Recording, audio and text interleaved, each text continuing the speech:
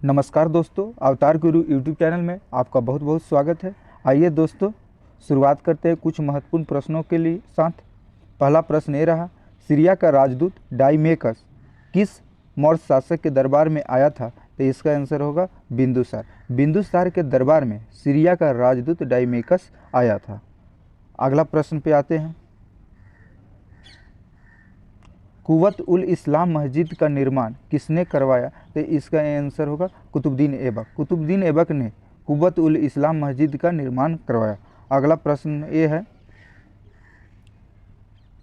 किरोरी शब्द किसकी प्रशासनिक व्यवस्था में राजस्व अधिकारी के लिए प्रयुक्त किया जाता था? तो इसका आंसर होगा शेरशाह। शेरशाह के शासनकाल में किरोड़ी शब्द राजस्व अधिकारी के लिए प्रयुक्त होता था।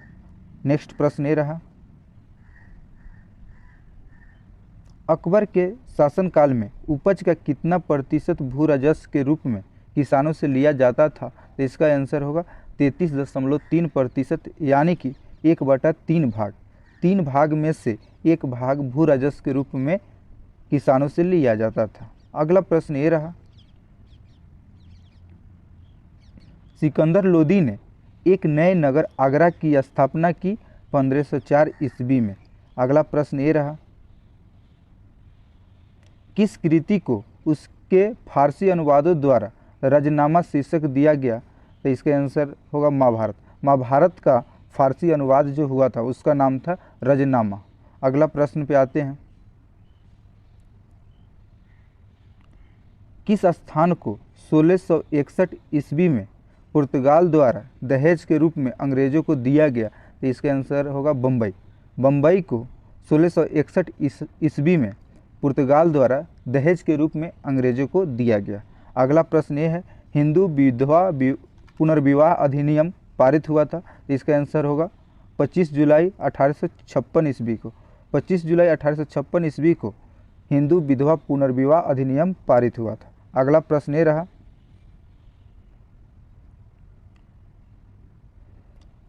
किसने भारत में बैप्टिस्ट मिशनरी की गतिविधियों को विनाशक माना है? इसका आंसर होगा बेलेजली। बेलेजली ने भारत में बैप्टिस्ट मिशनरी की गतिविधियों को विनाशक माना। अगला प्रश्न है, नारायण के साथ विष्णु के तदात्म्य का प्राचीन उल्लेख प्राप्त होता है बौधायन धर्म सूत्र से। अगला प्रश्न ये रहा, भारतीय राष्ट्रीय स्वतंत्रता आंदोलन से संबंधित कुछ महत्वपूर्ण प्रश्न हैं। 1947 में भारत विभाजन के बाद किसे संयुक्त रक्षा समिति, जिसे सैनिक कर्मचारी हथियारों व युद्ध सामग्रियों के विभाजन की जिम्मेदारी सौंपी गई थी, का अध्यक्ष बनाया गया? इसका आंसर होगा रेड क्लिफ। रेड क्लिफ को 1947 में भारत विभाजन के बाद संयुक्त रक्षा समिति से, जिसे सैनिक कर्मचारी हथियारों व युद्ध सामग्रियों के विभाजन की जिम्मेदारी सौंपी गई थी, इसका अध्यक्ष इनको बनाया गया था। अगला प्रश्न ये रहा, सुभाष चंद्र बोस ने स्वाधीन भारत की अस्थायी सरकार के गठन की घोषणा की थी 21 अक्टूबर 1943 को। नेक्स्ट प्रश्न है, the ideal of human unit नामक पुस्तक किसने लिखा? तो इसका आंसर होगा अरविंद घोष ने। अगला प्रश्न ये रहा, भारतीय राष्ट्रीय कांग्रेस के उदारवादी युग में भारतीय ग्लैडस्टोन की उपाधि दी गई थी दादा भाई नौरोजी को। अगला प्रश्न ये रहा, पाकिस्तान की मांग मुस्लिम लीग के द्वारा किस वर्ष की गई? तो इसका आंसर होगा 1940। 1940 में पाकिस्तान की मांग मुस्लिम लीग द्वारा उठाया गया। अगला प्रश्न ये रहा, जब सुभाष चंद्र बोस ने भारतीय राष्ट्रीय कांग्रेस से इस्तीफा दे दिया तब उस सीट के लिए किस नाम का प्रस्तावित किया गया? तो इसका आंसर होगा राजेंद्र प्रसाद। राजेंद्र प्रसाद का नाम जब सुभाष चंद्र बोस ने भारतीय राष्ट्रीय कांग्रेस से इस्तीफा दे दिए तब प्रस्तावित किया गया था। अगला प्रश्न ये रहा, भारतीय स्वाधीनता विधेयक को राजकीय स्वीकृति प्राप्त हुई थी 18 जुलाई 1947 ईस्वी को। नेक्स्ट प्रश्न ये रहा, भारतीय विश्वविद्यालय अधिनियम कब पारित हुआ था? तो इसका आंसर होगा 1904 ईस्वी में भारतीय विश्वविद्यालय अधिनियम पारित हुआ था। अगला प्रश्न ये रहा, मुझ पर किया गया लाठी का एक एक प्रहार ब्रिटिश साम्राज्य के कफन में कील बनकर रहेगा, ऐसा कथन किसने कहा था? तो इसका आंसर होगा लाला लाजपत राय ने। लाला लाजपत राय ने कहा था कि मुझ पर किया गया लाठी का एक एक प्रहार ब्रिटिश साम्राज्य के कफन में कील बनकर रहेगा। नेक्स्ट प्रश्न ये रहा, लंदन में ब्रिटिश सम्राट द्वारा प्रथम गोलमेज सम्मेलन का उद्घाटन कब किया गया था? तो इसका आंसर होगा 12 नवंबर 1930 को। नेक्स्ट प्रश्न ये रहा, यह है भारतीय राज्य व्यवस्था एवं संविधान से संबंधित कुछ महत्वपूर्ण प्रश्न। पहला रहा यानी कि 21, लोकसभा का अस्थायी अध्यक्ष यानी कि प्रोटेम स्पीकर किसके द्वारा नियुक्त किया जाता है? तो इसका आंसर होगा राष्ट्रपति के द्वारा लोकसभा का अस्थायी अध्यक्ष, जिसे प्रोटेम स्पीकर कहा जाता है, की नियुक्ति की जाती है। अगला प्रश्न ये रहा, लोकसभा के अध्यक्ष को किस प्रकार पद से हटाया जा सकता है? तो इसका आंसर होगा लोकसभा के सदस्यों द्वारा साधारण बहुमत से संकल्प पारित कर। नेक्स्ट प्रश्न पे आते हैं, वह कौन सा अधिकारी है जो भारत सरकार के वित्तीय लेन देन में लेखाकरण के लिए जिम्मेदार होता है? तो इसका आंसर होगा नियंत्रक एवं महालेखा परीक्षक। अगला प्रश्न रहा, 42वें संशोधन द्वारा संविधान के किस अनुच्छेद में मौलिक कर्तव्य को जोड़ा गया? तो इसका आंसर होगा अनुच्छेद 51 के ए में 42वें संविधान संशोधन द्वारा मौलिक कर्तव्य को जोड़ा गया। 42वां संविधान संशोधन 1976 में हुआ था। नेक्स्ट प्रश्न पे आते हैं, किस कमीशन ने भारत सरकार अधिनियम 1919 के द्विशासन पद्धति में बदलाव की सिफारिश किया था? तो इसका आंसर होगा साइमन कमीशन ने भारत सरकार अधिनियम 1919 के द्विशासन पद्धति में बदलाव की सिफारिश की थी। अगला प्रश्न ये रहा, जब मंडल आयोग बनाया गया उस समय प्रधानमंत्री कौन थे? तो इसका आंसर होगा मोरारजी देसाई।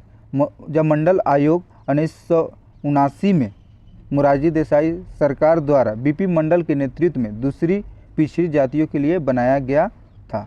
अगला प्रश्न पे आते हैं,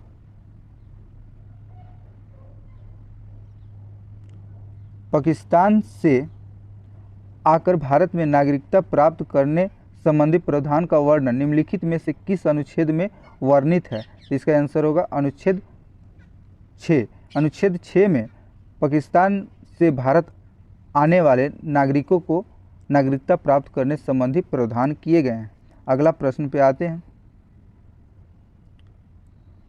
किस अनुच्छेद के तहत संसद को नागरिकता के संबंध में कानून बनाने का अधिकार प्रदान किया गया है? तो इसका आंसर होगा अनुच्छेद 11। अनुच्छेद 11 कहता है कि संसद को यह अधिकार है कि वो नागरिकता संबंधी कानून बना सकता है। अगला प्रश्न पे आते हैं, भारतीय संविधान में निम्नलिखित नीति निर्देशक तत्वों की प्रेरणा हमें किस संविधान से प्राप्त हुई है? तो इसका आंसर होगा आयरलैंड। आयरलैंड की संविधान से नीति निर्देशक तत्व लिया गया है। अगला प्रश्न पे आते हैं, स्वतंत्र भारत की लोकसभा का पहला अध्यक्ष कौन था? तो इसका आंसर होगा जीवी मावलंकर। जीवी मावलंकर जो स्वतंत्र भारत के लोकसभा के पहले अध्यक्ष थे। अभी हाल ही में जो लोकसभा अध्यक्ष हैं उनका नाम है ओम बिरला। नेक्स्ट प्रश्न पे आते हैं, यह है भारत एवं विश्व का भूगोल।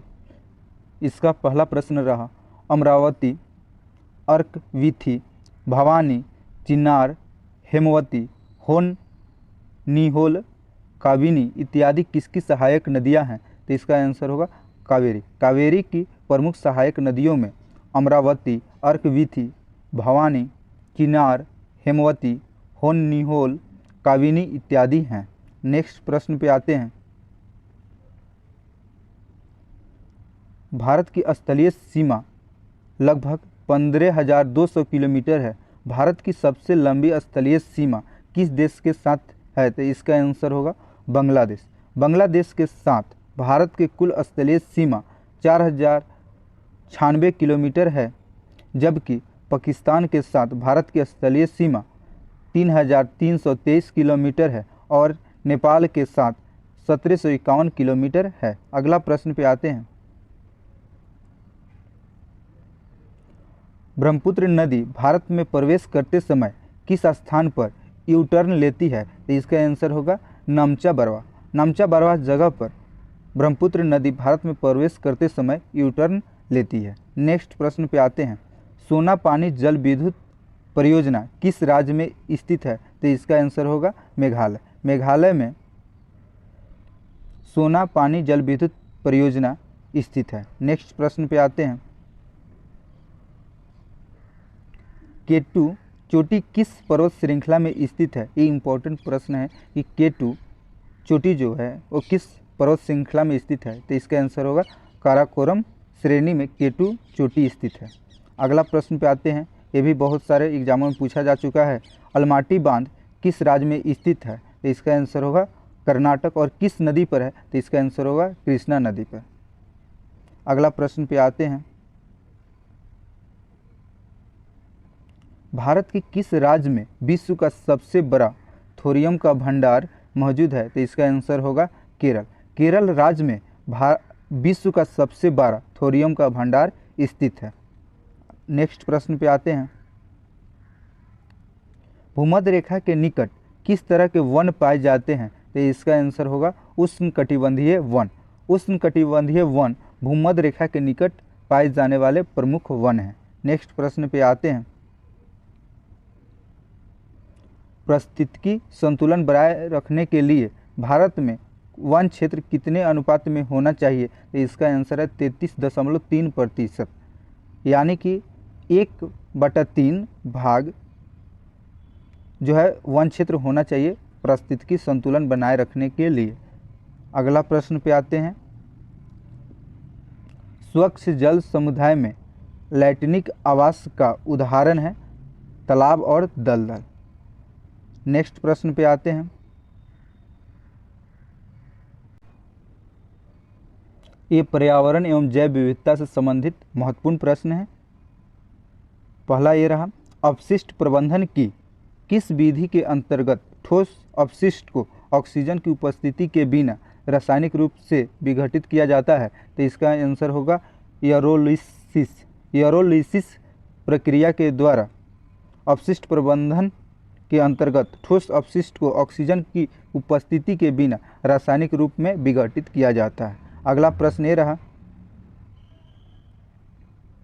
एक प्रकार के माइक्रोप्लास्टिक्स जिनका आकार 1 मिलीमीटर से कम होता है, जो सौंदर्य प्रसाधन, व्यक्तिगत देखभाल उत्पादों, औद्योगिक प्रक्रियाओं से उत्पन्न हो सकते हैं, को क्या कहा जाता है? तो इसका आंसर होगा माइक्रोबिड्स। माइक्रोबिड्स जो एक प्रकार का माइक्रोप्लास्टिक्स है जिसका आकार 1 मिलीमीटर से कम होता है, जो सौंदर्य प्रसाधन, व्यक्तिगत देखभाल उत्पादों, औद्योगिक प्रक्रियाओं से उत्पन्न हो सकता है। अगला प्रश्न पे आते हैं। क्षोभ मंडल में मिलने वाली ग्राउंड लेवल ओजोन क्या कहलाता है? Bad ozone. नेक्स्ट प्रश्न पे आते हैं।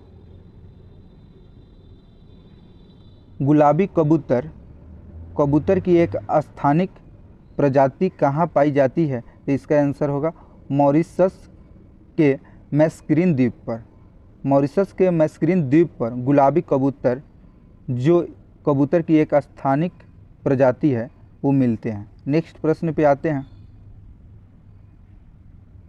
पर्यावरण संरक्षण आंदोलन में सहायक पुस्तक साइलेंट स्प्रिंग के लेखक कौन थे? तो इसका होगा रसेल कार्सन। रसेल कार्सन की पुस्तक साइलेंट स्प्रिंग है, जो पर्यावरण आंदोलन में एक सहायक पुस्तक की भूमिका निभाई। नेक्स्ट प्रश्न पे आते हैं। राष्ट्रीय चंबल वन्यजीव अभयारण्य किन 3 प्रदेश में स्थित है? तो इसका आंसर होगा राजस्थान, मध्य प्रदेश और उत्तर प्रदेश। जो राष्ट्रीय चंबल वन्यजीव अभयारण्य है वो 3 देशों में फैला हुआ है, जो है राजस्थान, मध्य प्रदेश और उत्तर प्रदेश। नेक्स्ट प्रश्न पे आते हैं। केंद्रीय प्रदूषण नियंत्रण बोर्ड द्वारा आवासीय क्षेत्रों में अधिकतम ध्वनि सीमा कितनी हो सकती है? तो इसका आंसर है 55 डेसिबल। 55 डेसिबल केंद्रीय प्रदूषण नियंत्रक बोर्ड द्वारा आवासीय क्षेत्रों में अधिकतम ध्वनि सीमा निर्धारित की गई है। डेसिबल ध्वनि की तीव्रता का मात्रक है। अगला प्रश्न पे आते हैं। ओजोन परत संरक्षण के लिए पहला सम्मेलन 1985 में ऑस्ट्रिया की राजधानी वियना में हुआ, जो लागू हुआ था 1988 ईस्वी में। अगला प्रश्न पे आते हैं। परिम्बिकुलम वन्यजीव अभयारण्य कहाँ पे स्थित है? तो इसका आंसर होगा केरल। केरल राज्य में परिम्बिकुलम वन्यजीव अभयारण्य स्थित है। अगला प्रश्न पे आते हैं। अपने प्रदूषकों के कारण कौन सी नदी जैविक मरुस्थल कहलाती है? तो इसका आंसर होगा दामोदर। दामोदर नदी को जैविक मरुस्थल कहते हैं। अगला प्रश्न पे आते हैं। ये भारतीय अर्थव्यवस्था से संबंधित कुछ महत्वपूर्ण प्रश्न हैं। पहला ये रहा, जिस दर पर भारतीय रिजर्व बैंक वाणिज्य बैंकों के एक्सचेंज के बिलों को छूट देता है वह निम्नलिखित के रूप में जानी जाती है। ये है बैंक दर। बैंक दर के रूप में जानी जाती है जिस दर पर भारतीय रिजर्व बैंक वाणिज्य बैंकों के एक्सचेंज के बिलों को छूट देता है। अगला प्रश्न पे आते हैं। भारत में 1000, 5000 और 10,000 के नोट आज़ादी के बाद दोबारा कब शुरू किए गए? तो इसका आंसर होगा 1954। 1954 में भारत में 1000 और 5000 तथा 10,000 के नोट आज़ादी के बाद 1954 में शुरू किए गए। 5000 और 10,000 के नोटों को 1978 में बंद कर दिया गया, बल्कि 1000 की नोट उसके आगे चलते रहे। नेक्स्ट प्रश्न पे आते हैं। कौन सी समिति ने पहली बार LIC के निजीकरण और पुनर्गठन की सिफारिश की थी? तो इसका आंसर होगा मल्होत्रा कमेटी ने LIC के निजीकरण और पुनर्गठन की सिफारिश की थी। अगला प्रश्न पे आते हैं। प्रतिकारी शुल्क एंटी डंपिंग ड्यूटी किस पर लगाया जाता है? तो इसका आंसर होगा आयातित वस्तुओं पर प्रतिकारी शुल्क लगाया जाता है। नेक्स्ट प्रश्न पे आते हैं। किस वर्ष भारत में एक अधिनियम पारित किया गया था जो राष्ट्रीय सामाजिक सुरक्षा बोर्ड और राज्य सामाजिक सुरक्षा बोर्डों को संविधान के लिए प्रदान करता है, जो असंगठित श्रमिकों के लिए सामाजिक सुरक्षा योजना की सिफारिश करेगा? तो इसका आंसर होगा 2008। इससे जानते हैं। असंगठित श्रमिक सामाजिक सुरक्षा अधिनियम 2008 का असंगठित श्रमिकों को सामाजिक सुरक्षा प्रदान करने का उद्देश्य है। अगला प्रश्न ये रहा, बैंकों के ग्राहकों की सिफारिश का निदान करने के लिए बैंकिंग लोकपाल योजना कब लागू की गई? तो इसका आंसर होगा 14 जून 1995 ईस्वी को। 14 जून 1995 ईस्वी को बैंकों के ग्राहकों की शिकायतों का निदान करने के लिए बैंकिंग लोकपाल योजना लागू किया गया। अगला प्रश्न पे आते हैं। भारत में क्षेत्रीय ग्रामीण बैंकों ने कार्य कब शुरू किया? तो इसका आंसर होगा 1975। 1975 ईस्वी में क्षेत्रीय ग्रामीण बैंकों ने कार्य शुरू करना प्रारंभ किया। अगला प्रश्न पे आते हैं।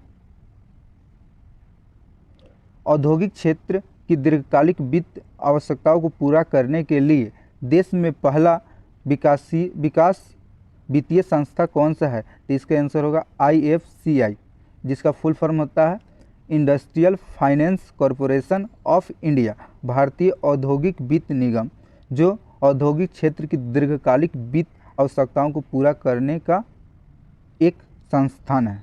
अगला प्रश्न पे आते हैं। डॉक्टर RK हजारी समिति किससे संबंधित है? तो इनका संबंध औद्योगिक लाइसेंसिंग से है।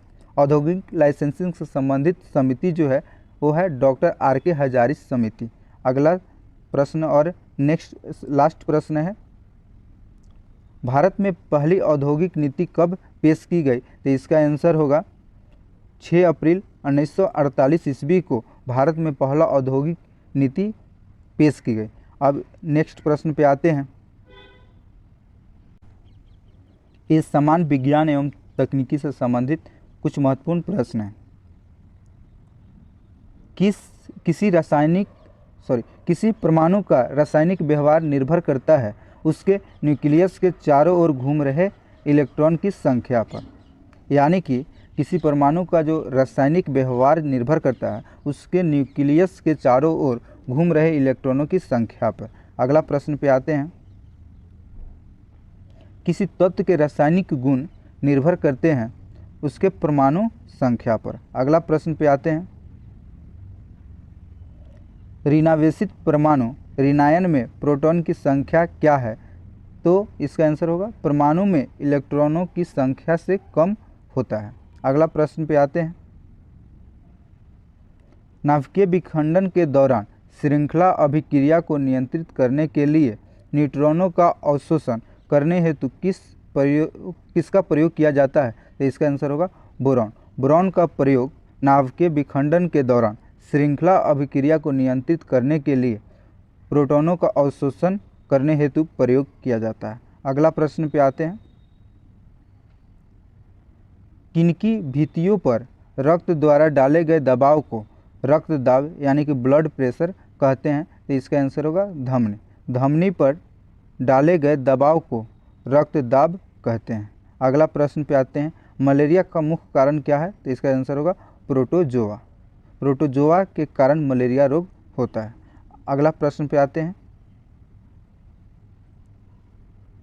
इंसुलिन का निर्माण शरीर के किस अंग में होता है? तो इसका आंसर होगा अग्नाशय। अग्नाशय में इंसुलिन का निर्माण होता है। अगला प्रश्न पे आते हैं। शरीर में हीमोग्लोबिन का कार्य है ऑक्सीजन का परिवहन करना। नेक्स्ट प्रश्न पे आते हैं। जब कोई व्यक्ति चंद्रमा पर उतरता है तो उसके शरीर में उपस्थित भार घट जाता है तथा मात्रा अपरिवर्तित रहता है। नेक्स्ट प्रश्न पे आते हैं। तैराक को नदी के मुकाबले समुद्री पानी में तैरना आसान क्यों लगता है? तो इसका आंसर होगा समुद्री पानी का घनत्व साधारण पानी से ज़्यादा होता है। नेक्स्ट प्रश्न पे आते हैं। एक खेल कूद से संबंधित कुछ महत्वपूर्ण प्रश्न हैं। पहला ये रहा, DCM ट्रॉफी का संबंध किस खेल से है? तो इसका आंसर होगा फुटबॉल। फुटबॉल से संबंधित ट्रॉफी DCM ट्रॉफी है। अगला प्रश्न पे आते हैं। सबसे पहले किस भारतीय टेनिस खिलाड़ी ने ओलंपिक पदक अपने नाम किया था? तो इसका आंसर है लिएंडर पेस। लिएंडर पेस ने सबसे पहले ओलंपिक पदक अपने नाम किया था। अगला प्रश्न पे आते हैं। ओलंपिक में भाग लेने वाली भारत की ओर से पहली भारतीय महिला का क्या नाम था? तो इसका आंसर होगा मेरी लीला रो। नेक्स्ट प्रश्न पे आते हैं। नेट वेस्ट ट्रॉफी किस खेल से संबंधित है? तो इसका आंसर होगा क्रिकेट। क्रिकेट से संबंधित ट्रॉफी नेट वेस्ट है। अगला प्रश्न पे आते हैं।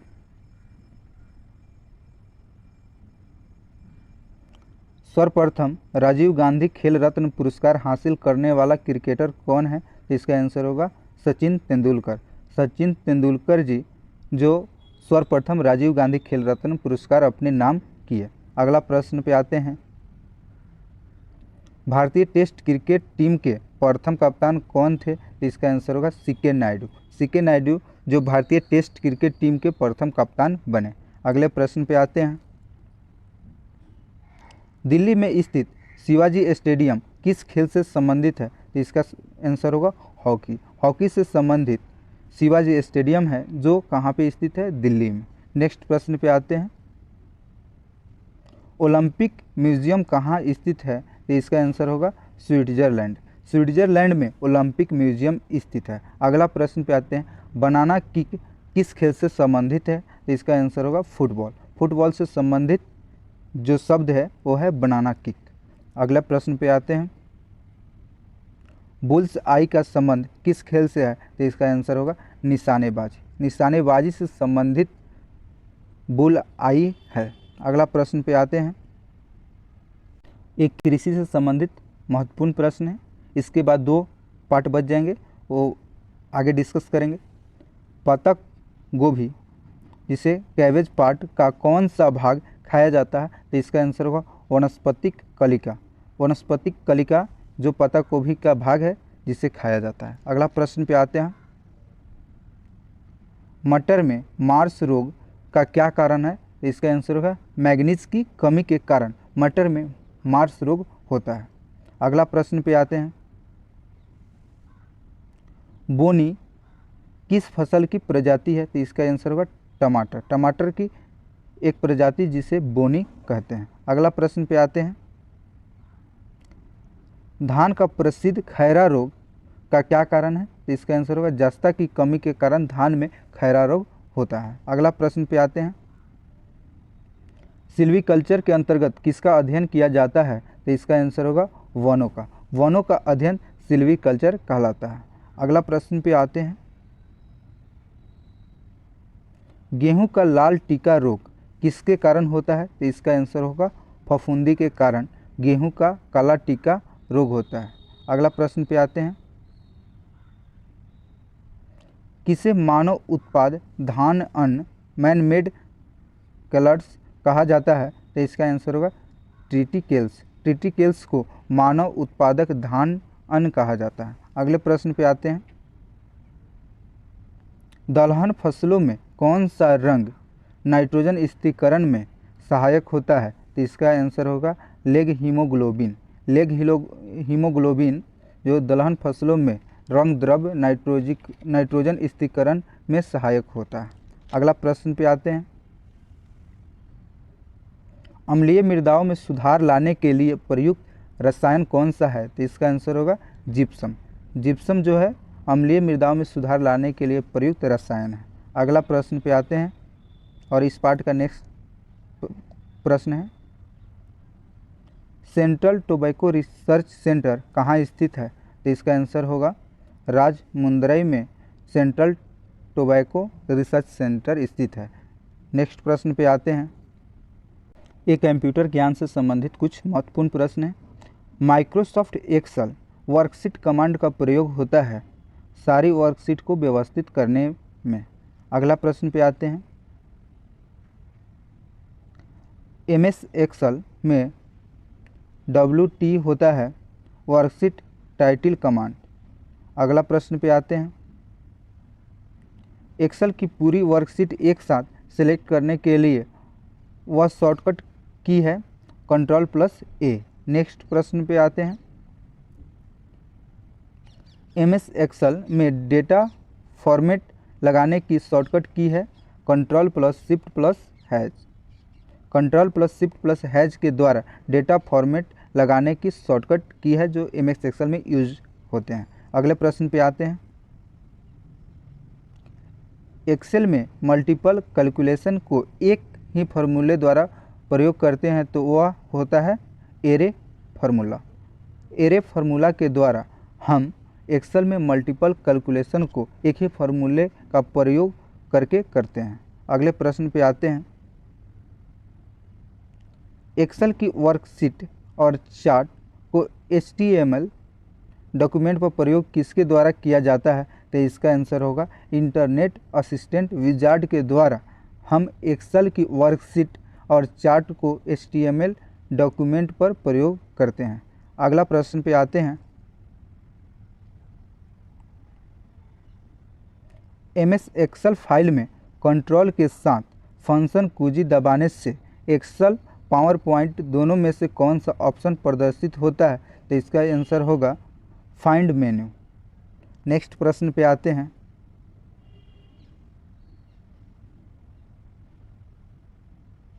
MS एक्सेल फाइल में F11 कुंजी से क्या होता है? चार्ट मेन्यू खुलता है। अगले प्रश्न पे आते हैं।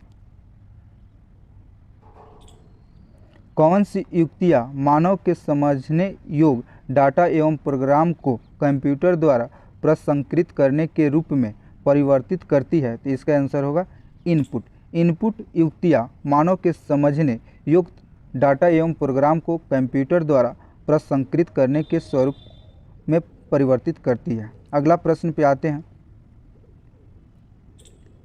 टेलीप्रोसेसिंग तथा टाइम शेयरिंग का प्रयोग किस पीढ़ी के कंप्यूटर में हुआ है? तो इसका आंसर होगा तृतीय पीढ़ी।